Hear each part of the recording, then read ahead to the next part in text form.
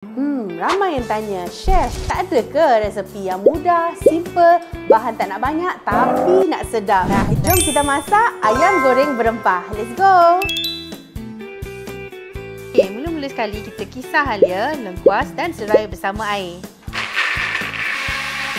Kemudian kita perap ayam bersama serai aji, perencah rempah gorengan seberguna, halia, lengkuas, serai dan daun kari. Panaskan minyak di dalam kuali dan goreng ayam sehingga masak dan garing. Angkat dan tos minyak. Sedia untuk dihidang. Korang kalau nak raya lagi ons, korang kena join peraduan Raya Mestilah Ons. Mudah je, cuma beli mana-mana produk Ajinomoto bernilai RM15 di dalam satu resit dan hantar kepada nombor di bawah ataupun di Smart Cooking website. Kita ada sebanyak 38,800 hadiah yang terkumpul untuk dimenangi. Jadi korang cepat-cepat tahu join peraduan ni. Daripada 14 Februari hingga 15 April je. Raya Mestilah Ons. Ajinomoto.